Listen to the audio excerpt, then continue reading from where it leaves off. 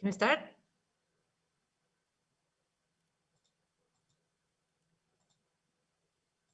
Okay, I think we're starting. Hi everyone, and thank you for joining us today at this virtual version of Point conference called Point Talks. We just discussed how sorry we are it's no longer possible to do this offline the way we used to do it, and really enjoyed seeing each other in Sarajevo for the past 9 years. Hopefully that will be possible again soon. Point kind of took pride in being so warm and informal and bringing people together, and we're going to try to do our best to, replicate that as much as that's possible on these cold screens. So, to waste no further time, I'm so happy to welcome people who are kind of at the heart of the fact-checking world and the fact-checking community today.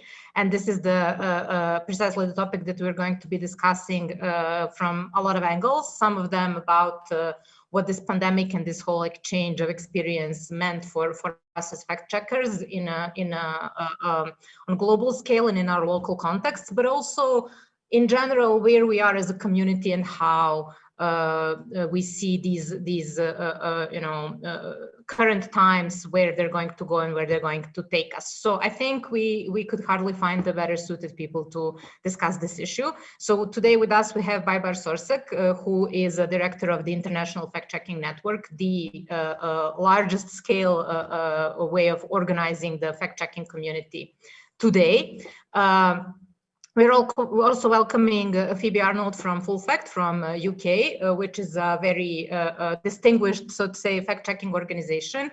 And Phoebe is also very active in the work with the fact-checking community. That's something that she's going to tell us more about herself. It's my great pleasure to have Gemma Mendoza from Rappler, which is one of the probably best known, not just fact-checking, but journalist outlets in the world, famous for not just its innovation and interesting relationship with tech, but also their immense courage and consistency in what they do. We also have Tasha Sokolova, who comes from Russia, and she's going to be presenting a network of fact-checkers and media literacy experts in the, as it's called, Eurasian area, which is something that I have to admit know very little about myself, and I'm super curious to hear about how that works. And last but not least, Anna Brakus, a colleague and a really dear friend, who is along with us, a founding member of a regional network of fact-checkers called C-Check, which is a network of fact-checkers in the Southeastern Europe or the Balkans or whatever you want to call it. Finally, my name is Tijana Cvjetićanin. I come from Raskrinkavanje, another member of the same network, which is a fact-checking organization located in Bosnia, in Sarajevo. And this networking of fact checkers is something that we have been striving to do from the very beginning. So this is why it's also a very dear topic to my own heart. So hi everyone, and welcome to this Point Talk. We're going to start with Baybars.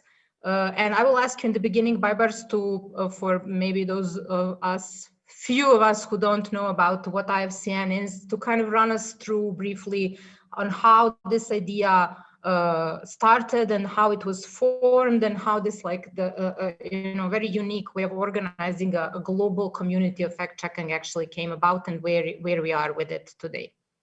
Sure. Thank you so much, Tiana. And good afternoon to everyone. Good morning from St. Petersburg, Florida. I'm so happy to be part of this cohort today. And just briefly, Tiana, please let me, first of all, thank you so much for organizing this conference, even virtually. As we were just chatting before the panel started, the Point conference is very dear to me because it was in 2015, I guess, when I first, participated to the Point conference. And at the time, even the IFCN was not founded. So I have to give the credit to you guys there to, for being the organizers of Point conference for a long time and bringing, the community from different parts of the world together. And at the conference, I was able to meet with a couple of friends who now I am very fortunate to work with as, as a director of IFCN. So thank you so much for that. So briefly, the International Fact Check Network was founded back in late 2015 but its roots goes back to 2014 when the first gathering of the global fact-checking organizations happened in London in 2014. And a year after as well, the second conference also took place in London, building the momentum to basically build that momentum of like that booming number of fact-checking organizations around the world. And just for that reason, the ASN was founded to address that, increasing number of organizations around the world. And it has been working with right now, like it's reached to 92 organizations from 58 different countries. In our Code of Principles application process, we try to help organizations to reach higher standards by adhering to higher standards in accountability, in transparency, and better journalism overall, to make sure fact checkers can commit to the practice by being better journalists and being more transparent and accountable at what they do. So the International Fact-Checking Network does organize the Global Fact Conference, the annual conference dedicated to fact-checking. Last year, we also had to do a virtual conference to basically, keep the momentum of, learning from one another and basically discussing the future of fact-checking. This year as well, we're going to organize another global virtual conference, and we remain hopeful to be able to do an in-person conference next year in Oslo, fingers crossed. In addition to that, as I just briefly mentioned, the core principles is basically the core pillar of what we do. It is actually a set of standards that has been set up to build certain level of excellence in accountability and transparency for fact-checking organizations. And the network basically hosts right now 92 organizations, as I said, from 58 different countries, which we call our verified signatories. Growingly, those verified signatories are becoming much more active on so many different areas in the fight against misinformation. They work with tech companies like Facebook. They have partnerships with other tech organizations like TikTok. Growingly, more and more tech companies are exploring partnership with the fact checkers, and we are fortunate to see that they rely on IFCN's verified signatories to build those partnerships. In addition to the global facts and core principles, we also provide trainings to those who start new fact-checking organizations around the world. And we do that by simply connecting those new organizations with the established organizations in our network and build that knowledge based on common experiences and learnings through in-person trainings in the past, but more recently through virtual trainings as well. Last but not the least, we also put so much emphasis on collaborative efforts. Our Coronavirus Facts Alliance has been bringing together almost 100 different organizations around the world, including some non-verified signatories, to basically tackle the misinformation problem in countries where we don't have the organizations. We already have reached more than 10,000 fact checks in our database to build a repository of good and reliable information against COVID-19 falsehoods. So this is basically what IFCN does in a nutshell. And we also have been working with different stakeholders to protect fact-checking organizations through our legal defense fund. With other tech companies, we raise funding to basically distribute resources to the organizations in our network through grants and projects. In a day or two, we will be announcing the winners of the last grant opportunity that we have announced lately, the vaccine fact-checking grant program in partnership with WhatsApp. So we try to help organizations in any way we can. We like to see ourselves as an advocacy organization for fact checkers around the world. We try to support their work through our capacity. And by doing that, we hope fact checking will be able to address some of the biggest challenges that we see in our information worlds, and we try to basically build that capacity so organizations in Bosnia, in Croatia, in Russia, in countries where fact-checking organizations are active, that fight can be hopefully led by organizations learning from one another, working together, and also committing to higher standards in accountability and transparency. So we see those principles as a core need to be better fact checkers and journalists. And in that sense, I guess in the years to come, we will be dedicating our efforts around promoting those values and principles, and hopefully seeing them spread throughout our journalistic ecosystem as well. And believing that fact checkers will be the leading force in that change in our information ecosystems. So you mentioned like FCN as a platform in a way that would help people overcome biggest challenges in disinformation, fighting disinformation. What would you say these are at the moment? And would you say if there is such a thing as fact checking at global scale, what would that be if that exists in your opinion, and where the challenges lie if that exists on that level? So, I mean, someone can argue that fact checking is similar to basically collecting seashells in a large beach where waves are basically, pulling them back to water. And one can ask, what is the point if you can just say one shell at a time?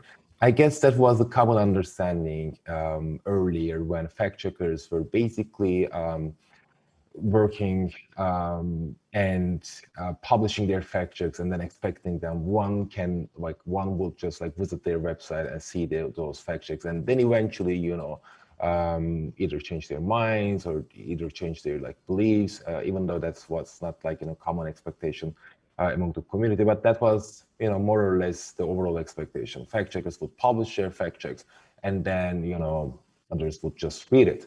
That's why manufacturing organizations in the past were just focusing on the content on their website.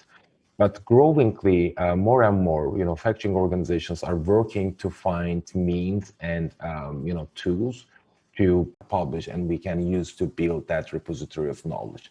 So scalability is a big challenge for fact checkers. And just to wrap up,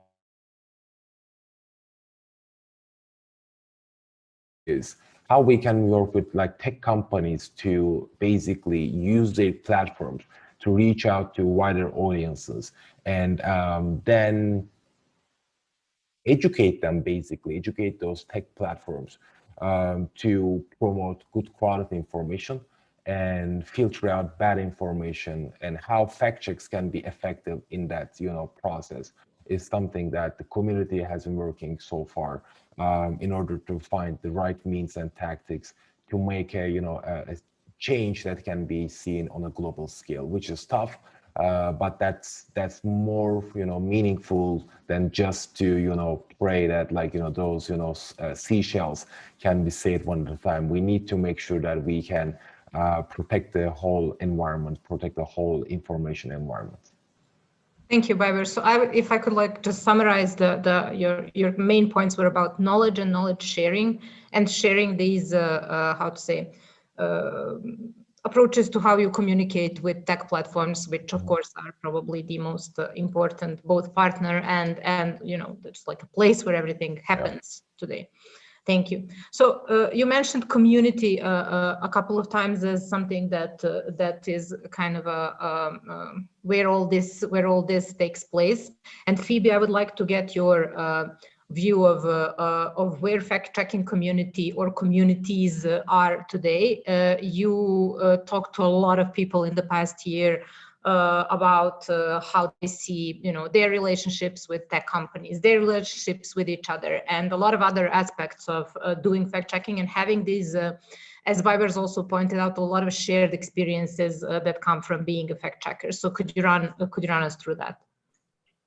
Yeah, sure. And yeah, thanks for having me and for organising this. It's really good to be able to connect. Yeah, so since I came back to Full Fact in 2019, I've done several different projects, interviewing people and working with people from different fact-checking organisations around the world. And the latest one that I've been doing is with Baybars at IFCN and Clara at Maldita, to establish common positions towards tech companies. So as Baybars was just saying, more and more tech companies are coming to fact checkers to explore partnerships to tackle misinformation on their platforms. And this has thrown up some common issues in terms of sustainability and how we scale our work online to mass audiences. So that's where this latest piece of work came from.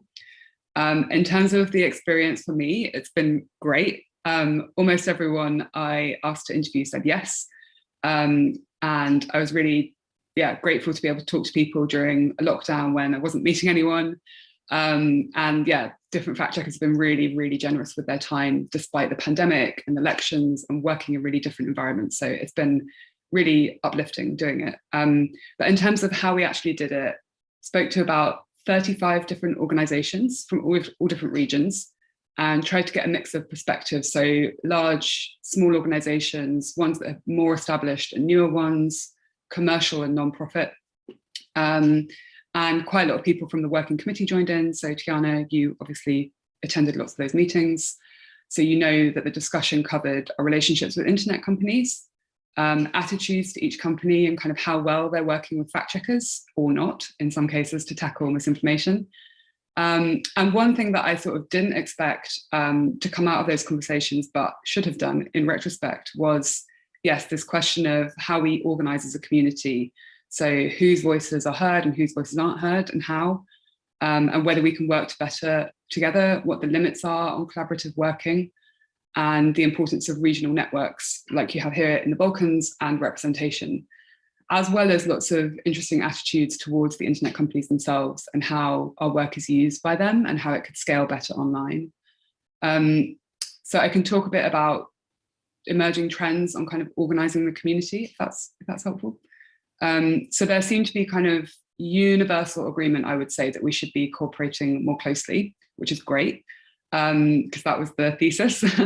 But there's a lot less consensus on kind of what that looks like practically, and there are a few anxieties around that. So, for example, when it comes to contracts for fact-checking as a service with big tech companies like Facebook or WhatsApp, there isn't necessarily a consensus on what kind of level of cooperation or information sharing we should have around that.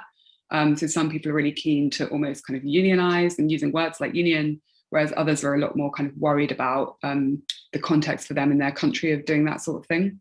And then there's a kind of worry about how we maintain our individual independence whilst also working collectively to a kind of shared goal. There's also a strong desire for more community management and representation. And so ideas that have been floated and I think taken up by IFCN are this idea of a community manager or regional managers possibly embedded within different organizations, working committees of fact checkers to drive forward different common positions. And then another important one is this idea of leadership acceleration. So I expect a lot of people watching this talk will feel like they've heard from me before, from Baybars and various other people. And there can be a feeling that you're often hearing the same people speaking from the same countries. And so I think the idea with leadership acceleration is that we help people who maybe don't have such a voice or platform or kind of media attention on them to also kind of participate and give their excellent ideas to the community, because everyone's got them. And then in terms of relationships with tech companies, there are quite a lot of challenges that I think we need to face up to as a community. So the power dynamics are really not on our side, fairly obviously. These are like multi-country, multi-billion corporations who also fund us as a sector and as individual organizations, which makes it harder for a lot of us to kind of speak out for change. And also a lot of us really, really do want to partner with tech companies. I heard a lot of people saying, you know, we don't need to be paid because we're reaching so many people.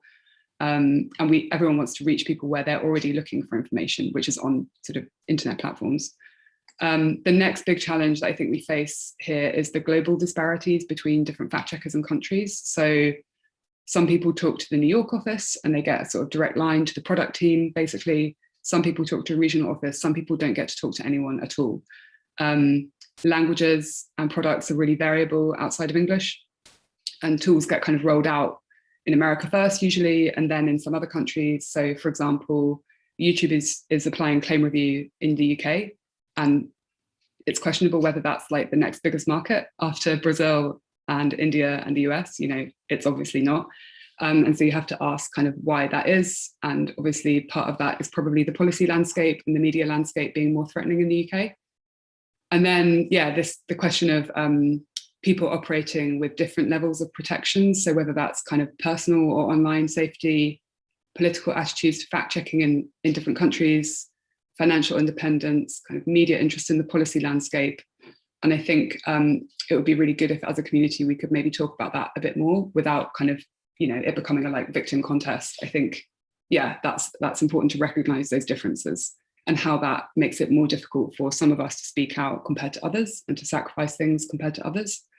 And then I think the other problem that we face with tech companies is how the supply and demand side of fact checking is shrouded in kind of mystery. So we don't, on the kind of demand side, we don't really know the scope and scale of misinformation on different platforms, what people want us to be checking, because Google and YouTube don't really share any information with us about kind of insights, which they do have. And then kind of on the sort of other side where we're distributing our work, we don't really know what effect our work is having. The sort of information that we have is often given to us on a global scale rather than per fact check or per organization, which makes it really hard for us to learn. So yeah, I think I'll leave it there for now. Yeah, I agree with a lot of your points, and I remember that at one of these conversations that you mentioned how we came to the conclusion that not only people have a different access to companies depending on where they are, etc., but they have very disparaging levels of knowledge about the possibilities of partnership with tech companies, which is something that kind of I think popped up in these interviews that you had, which also illustrates the need to kind of establish some sort of a balance, you know, that would provide access, or at least provide more access for people that have less of it right now. And, this is something that I think Gemma has been at the heart of how Rappler thought about its work from the beginning, from when you started working. This is something, I mean, the first initial like seed that everything else came out of was the Facebook page. And I don't know, I'm not gonna like speak for you, but I think you had a very like rocky and turbulent relationship with Facebook and other tech companies. So this is probably something that you've been thinking about intensely for quite a while. So I would say that Rappler is in a lot of ways a digital native, probably more than a lot of other fact checkers that I communicate with, at least. So what does that look like today, now that everyone is really, really, you know, thinking about the same things that you've been thinking about from the start? Tijana, I think the fact that Rappler precisely was a digital native in a way defines the way it approaches fact checking and misinformation and disinformation in social media. So first of all, we were born on digital. As you said, we were born on Facebook, and that was 2011, and that was because precisely we saw the potential for digital. There was a critical opening, we thought, that allowed us to tap digital, to tap social media as a way to reach for independent journalism and investigative journalism, to reach a broader audience. And in the past, you always had to be dependent on being amplified by the bigger media organizations, and that was not, we didn't intend to be a huge organization, because that required a lot of resources. So that was the incentive, looking at digital. But because you have to look at how you use digital as the news organization, we needed to study that space more closely. And that was precisely how we started seeing the shift. We started seeing how things were being, abused back in 2016 when we did those reports. First, moving into the 2016 elections, we saw how hate was spreading in relation to candidates and their followers. So that was something we saw, and then we started looking at it, how there was a rise of these really patent false claims. I mean, like really things that that we weren't seeing before, that was really getting traction online, and we raised the alarm then to the various platforms, and particularly Facebook, because in the Philippines, anybody who's online most likely has a Facebook account. Like practically everybody who's online is on Facebook. So we look at that. So it's in a way that kind of shifted the relationship a bit. We loved Facebook, we loved social media, but we also saw how it can be used and abused. And that's something that we thought is an important part of coverage. So that's how we also started the fact check initiative. Like in the past, fact checking was part of coverage, part of our reportage, but it became a separate initiative precisely because of how things were going.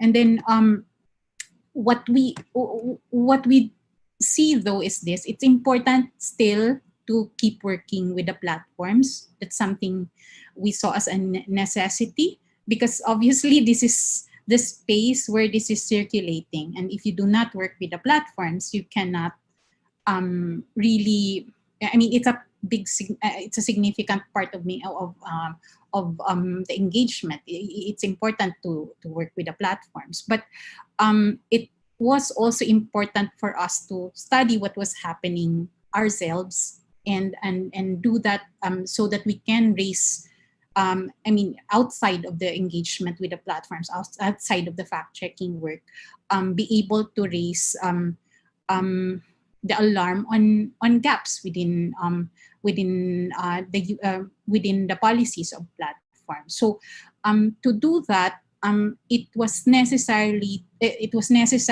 to start thinking of it, start talking the language of the platforms, which means what?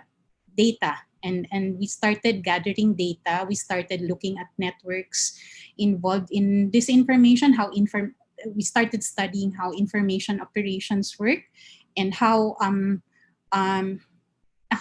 things can be used for how the platforms can be used for manipulation. So that became part of the work. So parallel to the work on fact checking, we do investigations, we do data analysis. We look at deeper narratives that are being circulated through natural language processing, and that's part of the engagement. Those are the tools we use to then talk to the platforms and report on what the platforms are doing. So from your this is one of the things that kind of I first have in my mind when I think of Rappler, is these really innovative ways of thinking about journalism and coming to people where they are, and how do you build your relationship with platforms. But the other thing that comes to mind is the often difficult conditions that you work in, and that your work is sometimes something that you really need to fight for, just to be able to keep going. So I was wondering, how does it feel from the perspective, from the part where you are also a part of a fact-checking community, not just like the broader journalistic community? What does it, how would I say, what do you see as important in being a community, as an organization that is really not, having smooth sailing in the condition that it's working in? Well, one thing that we always face here is with every story that we do, there are constant there's usually there's usually a reaction to it, and sometimes the reactions are not necessarily good for the organization. So this is really where a community out there that support that can also working with a community out there and also gathering consensus, is important. The other thing that's important there is, obviously we're just one voice here, right? And it's important to have other voices out there, working with other voices out there, because then building consensus around critical issues, some of the critical issues that we've discussed, for instance, is how do you then treat, how do platforms treat politicians, for instance. I mean, Rappler can shout itself hoarse, but it's not enough. It's important that multiple voices point that out, that politicians, in fact, have a louder voice in that ecosystem, and therefore they need to be held to higher standards. And that was something that was really important to us. Sorry. And I think that was also one of the much discussed topics, especially between platforms and fact checkers in the past year, in particular. Well, like even shorter time than that. So I would just like ask you one more question, and that is, where would you see? So there's like a lot of these intersecting planes that you think of in a way that like there's journalism, then there's fact checking, and there's data, and then there's tech companies, etc. What would be, in your opinion, like a really good way for this intersecting world to what would be the good direction for it to move in from the point where we are today?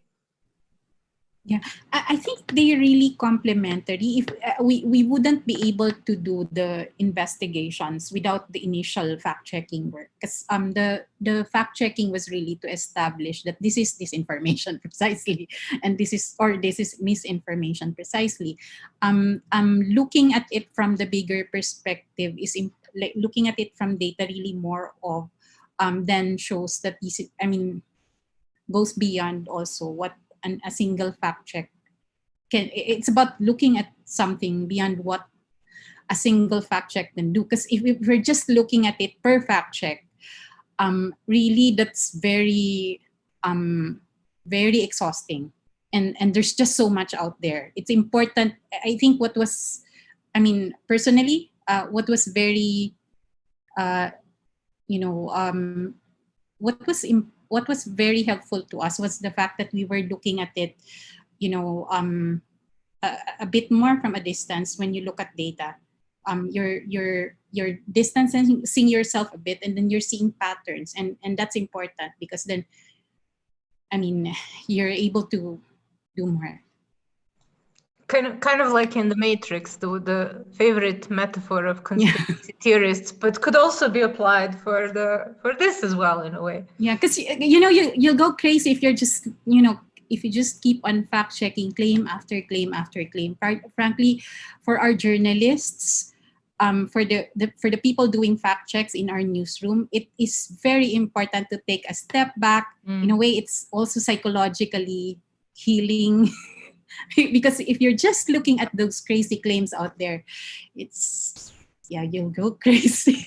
I'm going to take that as an advice as well. Thank you for saying that. Because yes, it is exactly like that. Thank you, Gemma, so much. I would like to ask now Tasha, who also works in rather, I would say, challenging conditions as well. What is it like to be doing fact checking in a not that much fostering media freedoms kind of place? And again, the thing that I'm really interested in personally as well is like how did you come to this idea of forming a network, and what does the network do for you as fact checkers and media literacy experts? Okay. Hi, everyone. I'm happy to be here with you to talk to you. Not only fact-checking is challenging in Russia, the whole journalism has a lot of restrictions, many different laws that restrict our freedom of expression, and we have to follow all of them, because if we don't, the fees are just so huge that it can kill the media itself. Fact-checking is not very popular thing in Russian media, but as a media, the whole media, but many medias have a small office inside itself, one or two people who do fact checks, not about things that are spread in other media or in social media, but fact checks not to allow fakes to go from this media. So it's it's more like verification than real fact checking, but this thing works. About fact checking, the whole story started in 2014. The project first called Anti-Propaganda and then called the Monitor Media. 2014 is the year of Crimea annexation. So there was a lot of different fakes. Maybe you have heard some of them. The boy from Slaviansk, and then a lot of fakes about MH17 was spread. So the whole media sphere was rather challenging. And with some students of High School of Economics and teachers, we started the first fact-checking Russian project. We have also many difficulties with first finance, because in a year after loading project, it was prohibited to have any foreign finances, and NGOs are really in a hard situation. But still we survived somehow till 2019. Then the Monitor media itself was closed, but now there are at least two fact-checking projects in Russia. One is Proverena Media, and the second is called Fake Check. I work in Proverena Media now, so we don't do a lot of political fact checks, actual fact checks. We focused on cultural, science fact check, and debunking different widespread narratives in society. So this field is a little bit better for us to start to work and to get first audience. Also, 2 years ago, I think, yes, in 2019, we made the original fact-checking association. Of course, we all were inspired by IFCN, and EFMN is a small version of it, focused on Eurasian countries, and we decided to do this regional network to have more connections between different projects and to help each other. So now IFMN has different directions of work, and first direction is about teaching new people to how to start fact-checking in this country. It was before IFMN was made, but the members, me, Pavel Banikov from Kazakhstan, Adil Jalilov from Kazakhstan, Alexander Gorokhovsky from Ukraine, we taught journalists in Kyrgyzia, and now they're fact-check KG, yes, fact-checking project and a part of IFMN. We have webinars in Tajikistan, in not in but for Uzbekistan journalists, and we plan some other activities. Unfortunately, our big opening conference was cancelled due to coronavirus situation, but it was held online. And now we plan to do more initiatives together, work on some big themes, international themes, international fakes, and so on. So basically, the main value of the network for you at this stage is this also knowledge sharing and experience sharing, trainings, educations, connecting, that kind of things. Yes, it's well, it is a big part of our work to load at least one fact-checking organization in every country of our region, maybe more. But there's also another goal to do some projects together to work on different themes and maybe look how one fake can be spread, translated from language to language, from culture to culture, with different adaptations and so on. Thank you, Tasha. I think, Anna, this is this last part is kind of similar to our experience because we track a lot of this information across our borders around here, and it's a good segue into the talk about how our network was formed. So I'll give you the mic. Hi, thank you. Yeah, we decided in March last year that we finally needed to create a network that was a bit more solid and concrete, because the 7 organizations that actually form CCzech have, in a sense, always kind of talked and knew about each other, but we didn't really have like a way to communicate and to share knowledge, to write debunks or whatever together. So we decided that that's something that we really needed to do.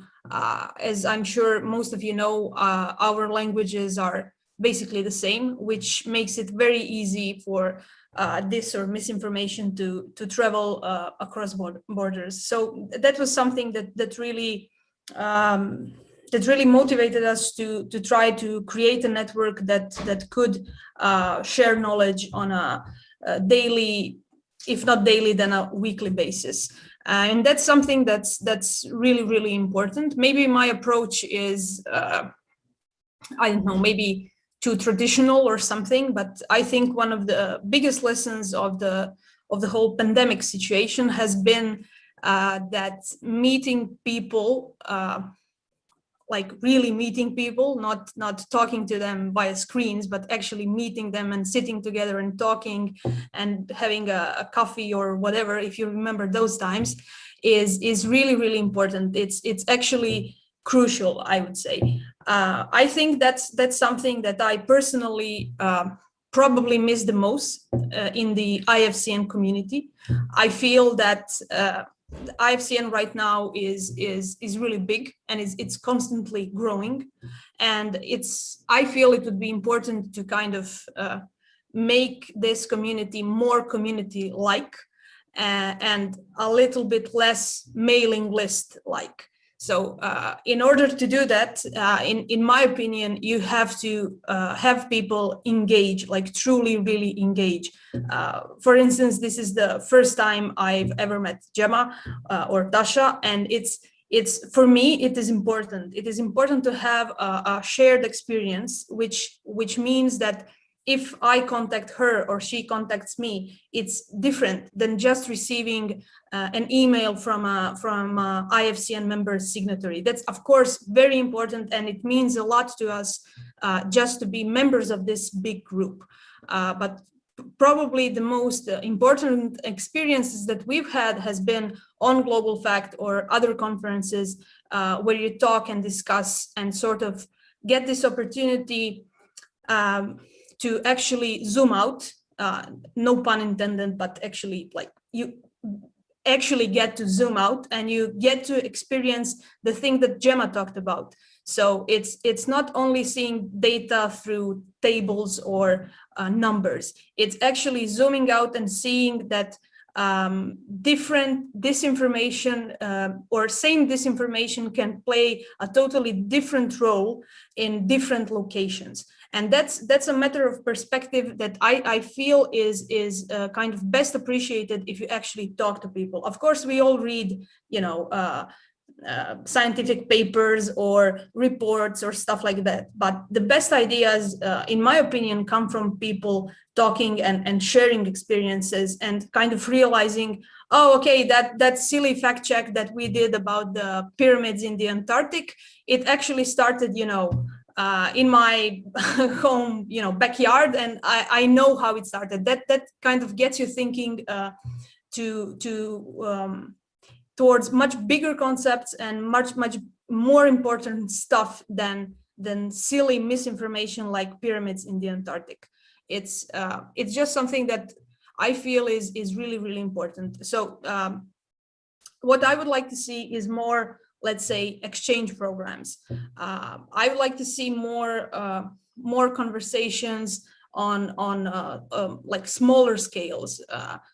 Maybe that's something I shouldn't just say, like, because you know those people that always start their sentences, somebody should, and then you want to punch them and you're like, well, do something about it. So the first thing we decided to do was to create a regional network. That's one of the main reasons why we did it, is not to be those people that say, you know, we should do something about it, and then you hate them because they do nothing about it. So one of the reasons we created CCheck is to have a place where we actually started doing things that we want to see happen. It would be a real pleasure if we could learn about more regional, you know, things happening. I recently saw that there's a network in South America, which I knew nothing about. So just getting it out there to CCheck members and the rest of the people hearing this panel, a fresh idea. I think we should talk to them. We should call them and we should say, hey, we have a regional network, you have a regional network. Let's see what are the things that you are doing and what are the things that we are doing. And even though we are on separate continents, there has to be something that can make us better.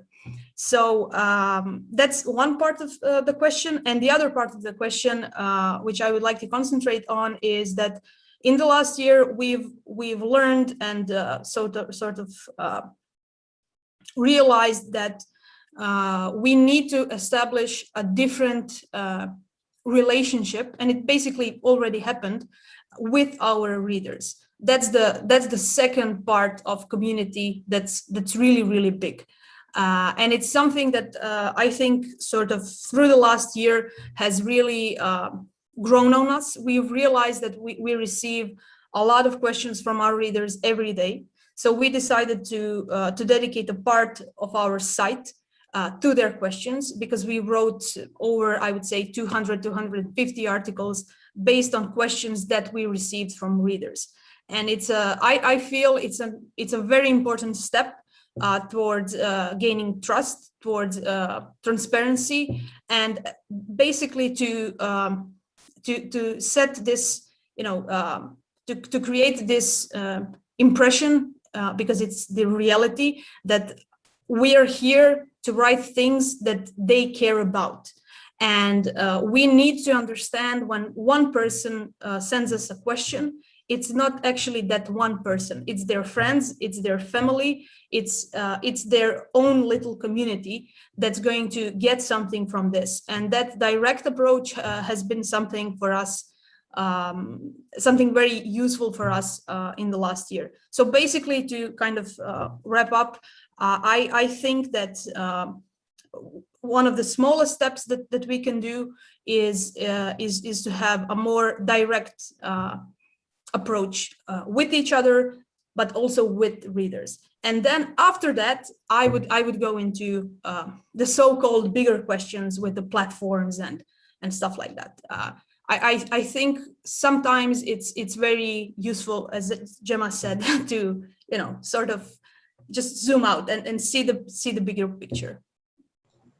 So in terms of networks and how networks interact with each other, so you basically, what you're saying is that you would like to see networking of networks in a way, if you have like communities established on regional levels, that they should kind of exchange their experiences in being small networks in a way. Yes, right? Yes, because for example, on one of these conferences, I hope she wouldn't mind me saying this, but on one of these conferences, I had a very engaging conversation with Angie from PolitiFact, and it ended up kind of turning into, oh, let's chat next month.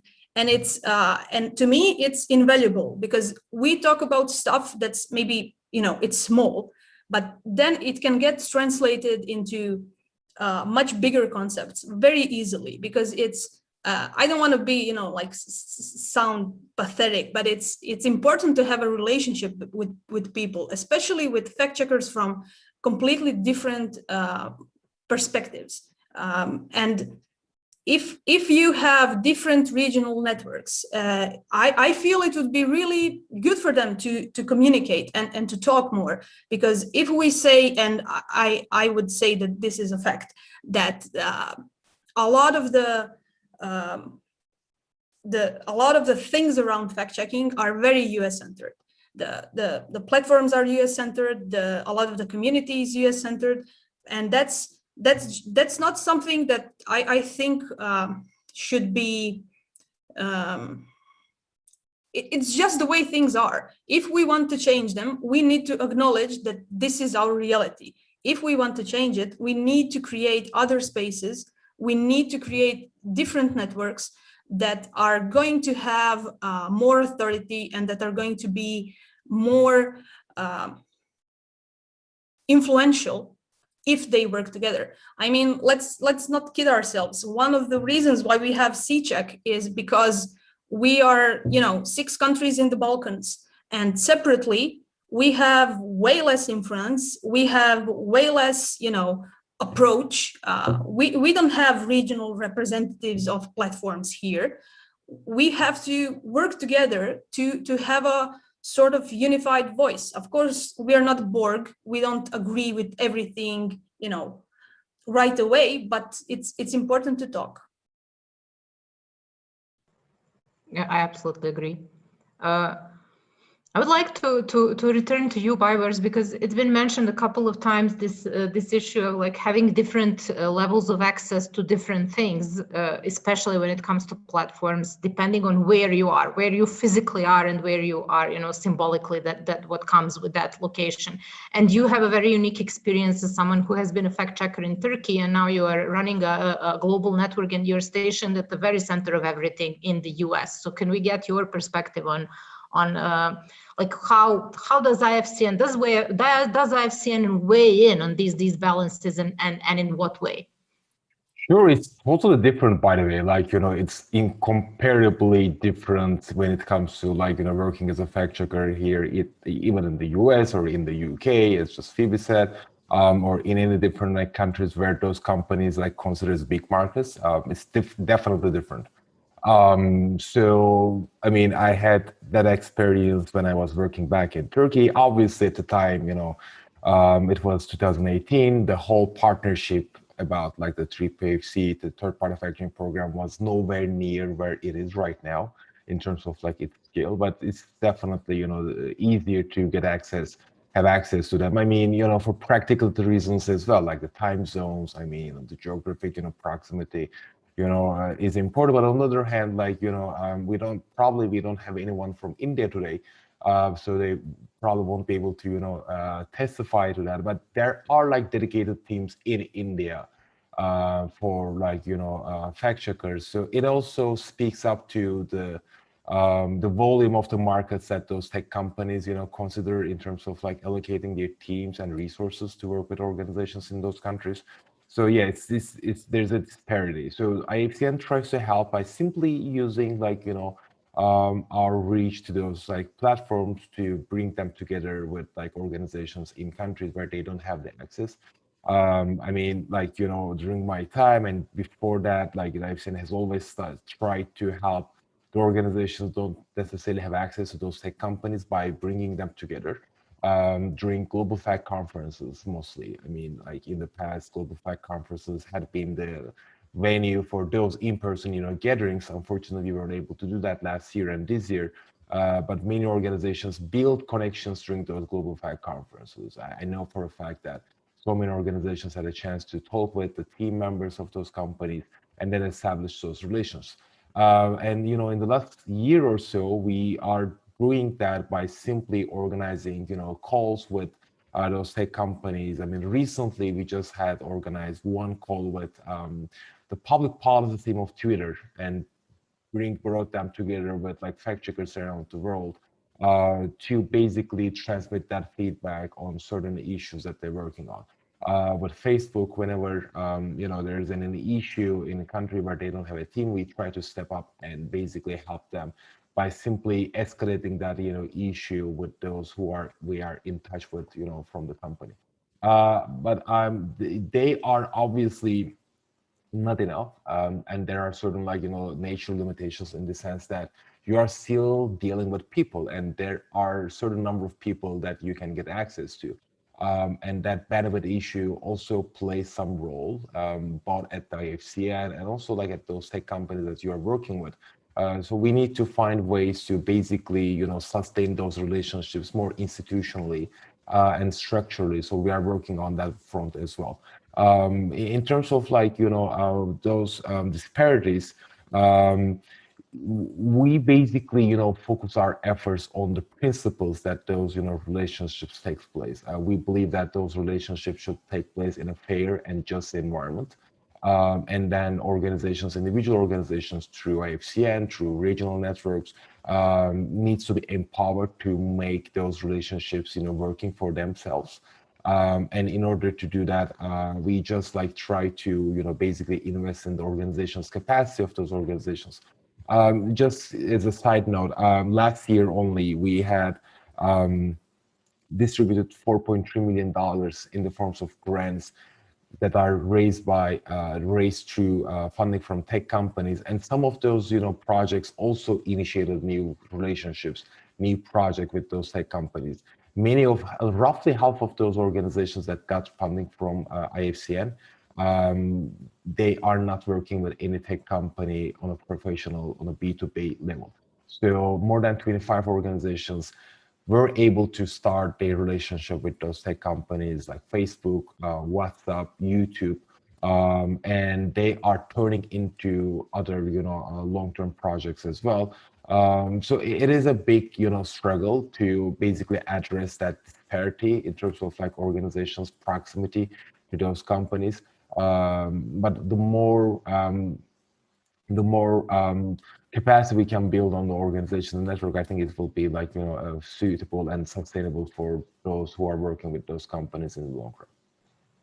And I also think the thing that we also mentioned before is that the very fact that people are talking to fact checkers from smaller countries that haven't been included in not even in regional, let alone like big networks, is really kind of changing the dynamic for them, because they're learning about what the possibilities are. This has been the experience, I think, that Phoebe can tap a little bit more into, like how did you see these, just like the fact that the conversations are happening, being, you know, bringing some change itself?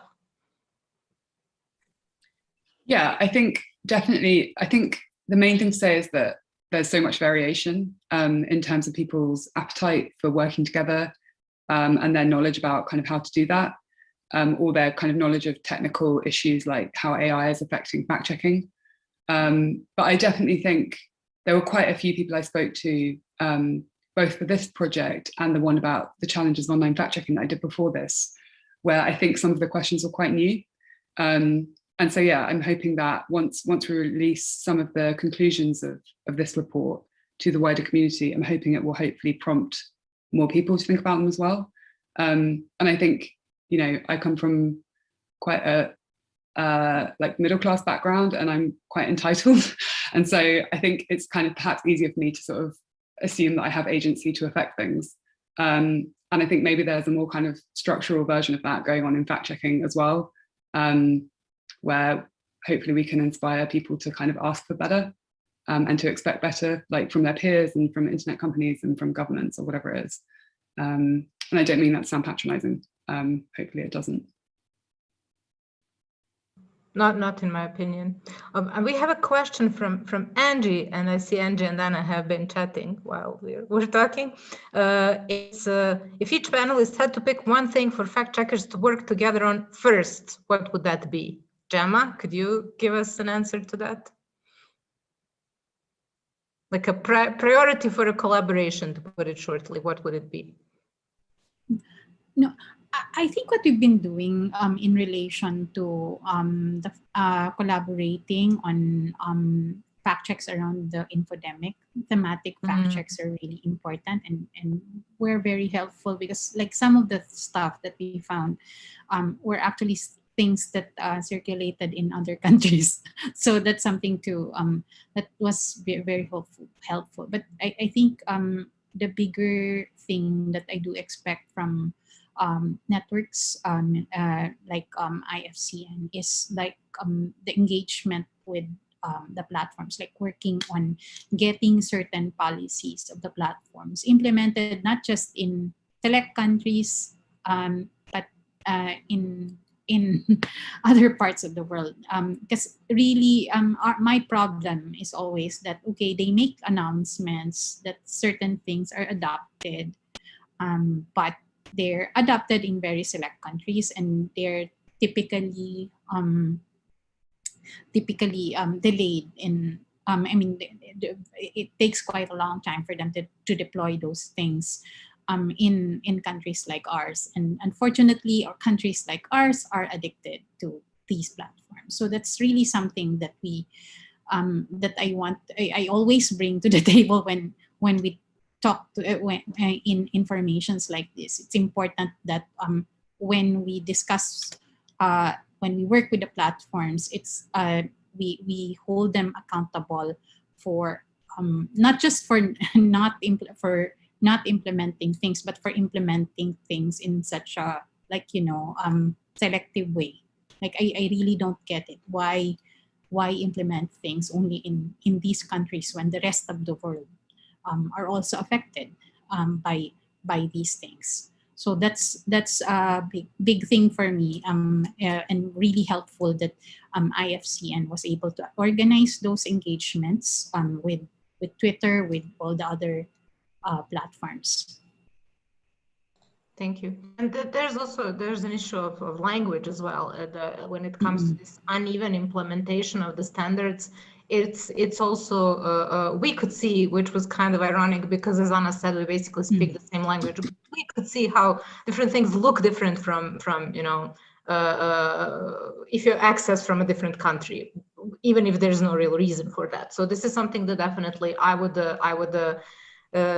say should be one of the main takeaways here is like setting standards together, not just for ourselves, but also for the platforms, and use this like power in numbers that we have, to put it that way. Tasha, what would be your take? What would be your what would be the thing that, like, if you could pick one thing to go into a collaboration with other fact checkers first, what would this first thing be? Well, I would say that it's some code of principles, some understanding that we speak about one thing by one words. So some maybe planning the dictionary, what we call fact check, what we fact check and what is not fact checkable, how we do these things. So some structure, some main ideas to get the point of each other, because in our FM situation, there are absolutely different ways of fact checking. I mean, for example, fact check KZ, the Kazakhstan project do a lot of checks about coronavirus and their local situation. Kyrgyzstan project does their local context. For example, Russian fact-checking medias now can do really political fact-check. For example, a couple of years ago, when we were looking for some people who are ready to cooperate with us, I was asked a question: are you really planning to fact-check president? Only deputies. If deputies, it's okay, let's do it. If president is no, we can't.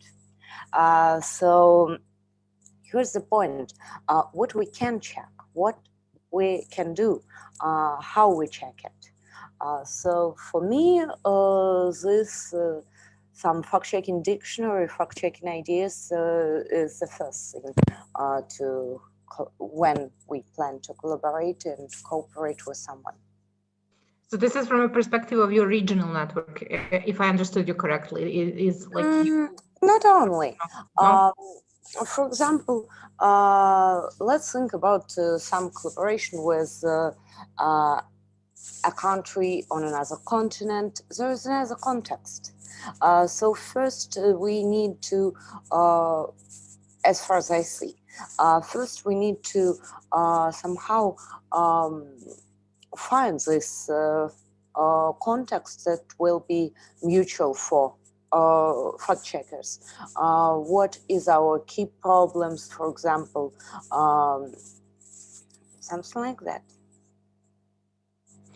So I was wondering, because the code of principles of the IFCN covers kind of some of those things that you mentioned. Is it something that is, I'm ashamed to say, I don't know if you're a verified member or if you have applied, although I am in the advisory board of the IFCN, but at least since I'm there, you haven't, that I know. So is this something that is considered in your regional network, you know, establishing this relationship, let's say, with community? It's somehow based on my experience with the monitor media. When we wanted to become a part of IFCN, we understood that for us it will be very difficult and dangerous. Many Russian fact checkers that work at that moment, they were so frightened that they all wanted to be anonymous. I knew their names, I knew them and so on, but they were frightened to publish it. Some of them had to move from the country because of this threats. And also that was the question of financing, because any donations, even donations from abroad in our country led to problems with laws. So we can't do that for us. Even $1 that will be sent from abroad can be a reason for some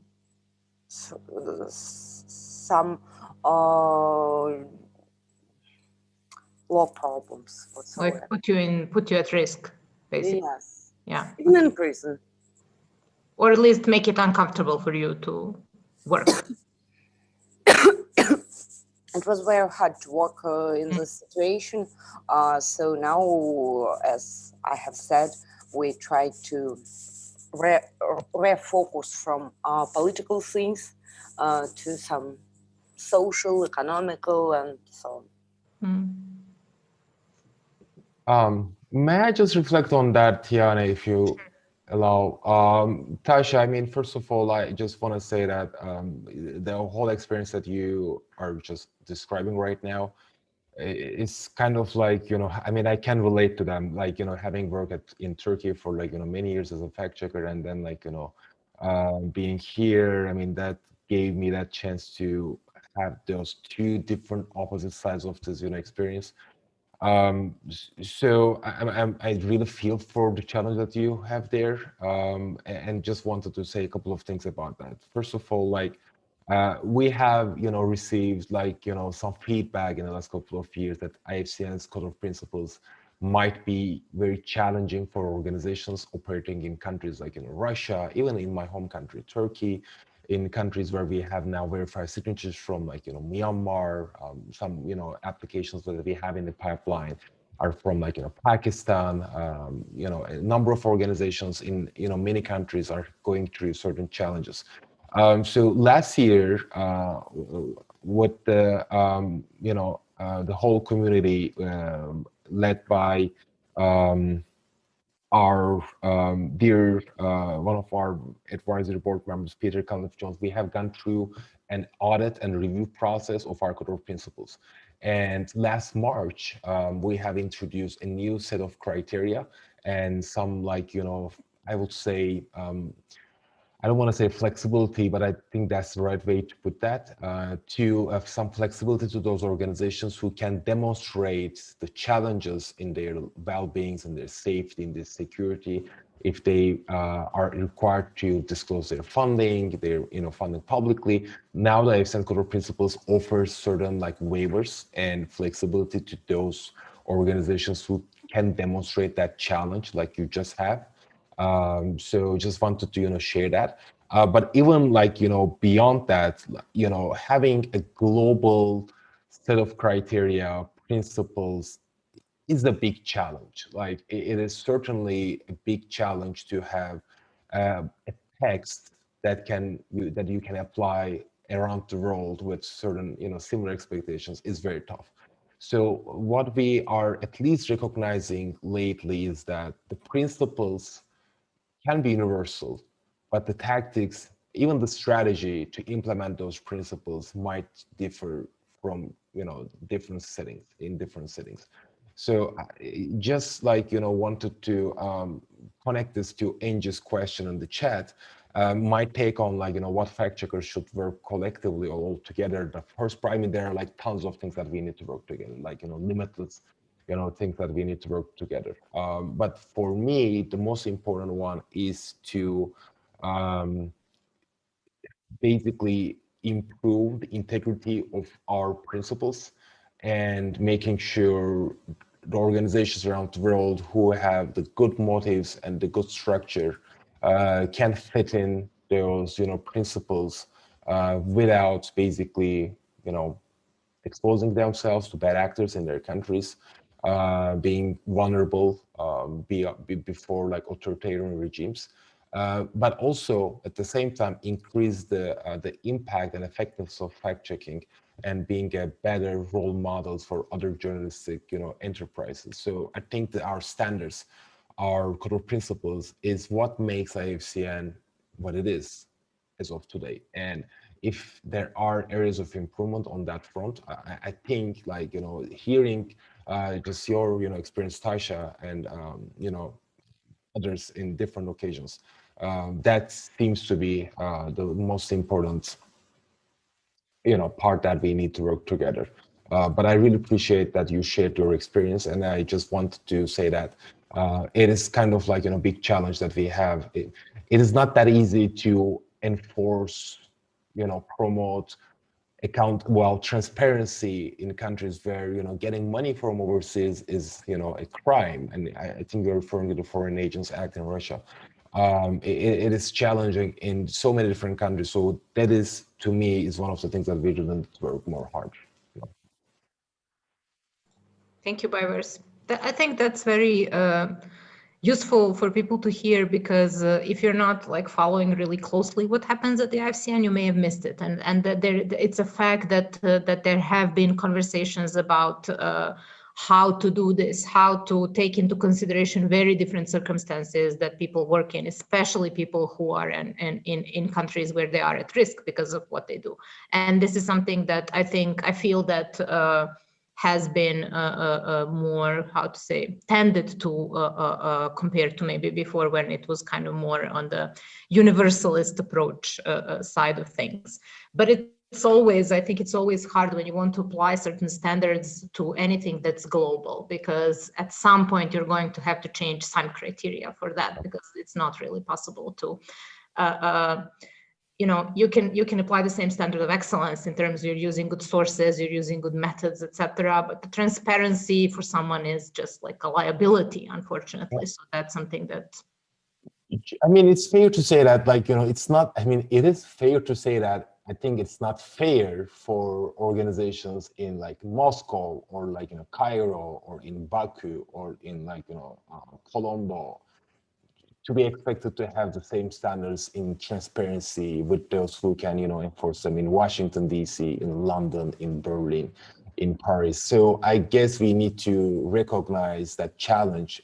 I'm not saying that we have any solution to that, we have an answer to that, but I think it's at least important to recognize that this is a question that we need to, you know, ask more loudly, you know, within the community, and can, you know, and come up with like, you know, practices to address that without, again, sacrificing from the excellence of the work that we try to do. So thank you. So maybe go back to Angie's question for a short round again, unless someone else from the audience has a question. Oh, okay, one is popping up now. It's from Luke. Hi, Lucas. Is there a danger in the long term of becoming over-dependent on funding and distribution through major platforms? Yeah, that's a very hot question right now. Would someone like to take on that one? Anna? So I'll try to connect the two questions, because in my head they are connected. Angie's question about what would I do, and well, the first thing that I would like to do, and it's completely impossible to do, is kind of try to make time stop and have a chance to kind of consider everything around you. That would be the first thing that I would really like to do. If I had an opportunity, like make a wish through a little golden fish or something, that's what I would do. But in the realm of the possible things that could be done, probably I would think about, based on Phoebe's report or other information that was gathered, I would think about what is the best way possible to strengthen this IFCN community if we decide to do so. And this is where Lucas's question comes in. Yes, it's really a very difficult issue. What happens if you have a community of certified fact checkers, where a lot of them completely depend budget-wise on big platforms, which I have to say, I really differentiate when I talk about platforms, like the companies, and when I talk about the people that we get the opportunity to work with. So that are two completely different issues. The people that we get to talk to, at least in my experience, really care and try their best. But in terms of company policy, I feel there's a lot being unsaid or isn't structured enough. It is very hard to plan ahead if we can't understand, what is your 5-year plan, and that's not something that the companies have been, the tech companies have been really good in expressing. It's constantly kind of trying. We're constantly trying to figure out, what are they going to do next? And I believe one of the reasons for that, or one of the biggest reasons for that, is because they are also trying to figure out what are we going to do next. So there's a lot of reacting going on here, and not that much proactiveness from them, in a sense that we've realized that there are a lot of problems. And I really, Tijana, liked your question that you asked Phoebe. Like, when we try to talk about these things, they realize that there's something going on. So how much does the fact that we're talking about something already change their perception and the way that they perceive things? But yeah, I think it's really, Lucas's question is really important. And I think one of the only ways that we can combat that is to try to figure out how can we make this community, in a sense, I mean the IFCN community in a sense like self-sufficient. Because from my point of view, we have to be realistic. How many people does IFCN employ? And what expectations do we have from such a few people? And like, we have these grand ideas, but as I said before, I think we need to step back and we need to kind of just check what's going on around us. What is our reality? Because I am all for, you know, great big dreams and plans, but we have to understand that there are some basic things that we should work on first. I really like the idea that Phoebe mentioned about working groups. I think that could be an important first step. Just like invite the organizations that are verified, that are certified, to come and talk to you, to try to help you, to try to understand, you know, what's going on. Is there something that we could be doing on our own? And maybe necessarily doesn't have to be a project funded through one of the big platforms. Is there a way that we can talk about not like membership fees, but is there a way that we can talk about maybe creating some funds of our own that are going to be useful in the future? You know, is just kind of I'm trying to say that if we don't want this to happen in the future, this right now, the time where they are willingly working with us, is our opportunity to try to create this fortified unit. So that's it. Thank you, Anna. Phoebe, you wanted to comment on something, and then Gemma? Yeah, I think I agree with a lot of what Anna was just saying. And just to add, I don't think it is something that a lot of fact checkers are talking about, at least have talked about to me in the interviews that I've done, both for this report and the one before. And I think that the other issue is that there isn't a kind of silver bullet. Like, nobody's come up with a great business model that could work for other fact checkers in all different countries. Lots of people have interesting ideas about how to become more sustainable and less reliant on internet funding, which, as we know, could dry up at any point. And then I think there's another part of this conversation, which is about making sure that our funding is not causing us to diverge from our principles of transparency.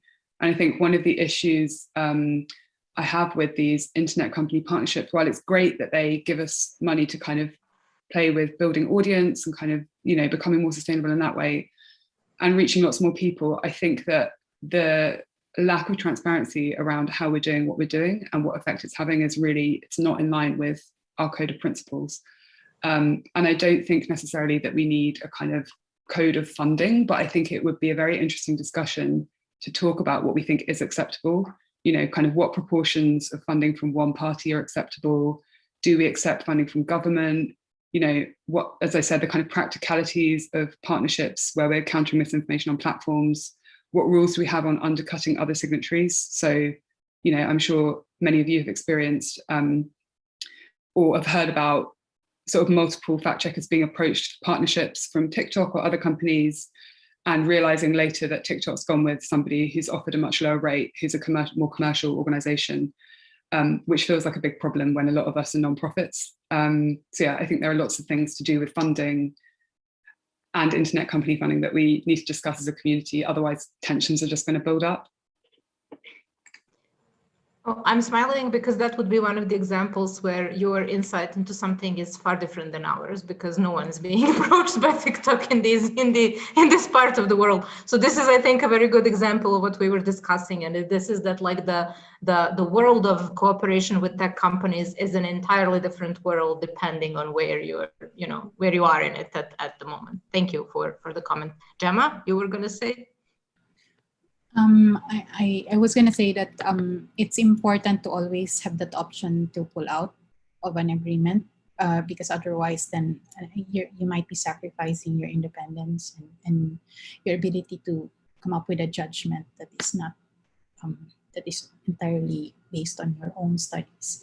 So one of the things that we really, and I'm not, I mean, our organization is not in the same position as the other organizations, because we're not just fact check organization, we're a news organization. But there are similarities in the challenges, and one of the similarities is that even news organizations have really been struggling with funding as well. So one of the things that we really looked at is diversification, like making sure we have various sources of funding, so that if one fails, and when we were attacked, one thing that really dropped was sponsorships. I mean, brand sponsorships. And it's understandable, because who would want to be on the website of an organization that the government is attacking? So that's something to really take into consideration. So so making sure that there are various buckets has been very important to us, really, like looking at so for instance, this one, we're looking at fact check as a service, but there's also research, there's also sponsorships. It's not just about the funding, it's also about the sources of traffic. So that's really something that we really looked into. Facebook was a big source of traffic for many news organizations in the past years, but when they changed their algorithms, it affected a lot of news organizations, and it affected a lot of, it cost a lot of organizations to really, even lay off people because of the drop in traffic. And that's something we really need to be very conscious of. Building our own audience is important. That's something we're working on. We're monitoring very closely. That's why we're also working closely with our communities. Looking at, it's important to look at what's emerging out there, really, and what's changing, and how are the platforms changing, because we need to be steps ahead. And that's something we've learned over the past years, given the experiences of Rappler, given how previously we were getting a bulk of our traffic from Facebook, and now we're not, but we compensated that through other sources. So those are things to really take into consideration. Muted. Thank you so much. And I also think you illustrated a point made several times today, which is the importance of like having conversations with each other, because I think your experience and the things that you learned about how to sustain a very ambitious project that you have had going successfully for a decade now would be something that would be really beneficial to other organizations as well. So I think that main points would be these about networking of people and organizations and networks among each other, perhaps under the umbrella of this big network that we already have, is something that I think is kind of a common point of a lot of the discussions that we had, both about the platforms and the sustainability and how to improve our standards and the way that we work, and also the way that we develop and adjust to quite this quite challenging new world that we live in. And I think we're kind of out of time, which is a shame, because this was such a pleasurable conversation that could keep going for a while. But I will just like ask if anyone has any final words before we wrap up, or anyone from the audience, last chance to ask a question if you have any. Okay, everyone's all talked out. Thank you all so much. This was great having you for the Point Talk. And I hope, again, we'll see each other in 3D sometime soon. Bye, everyone. Have good nights, days, evenings, etc. Thanks so much, Tijana. Good Bye-bye. evening. Bye. Bye. Bye, everyone.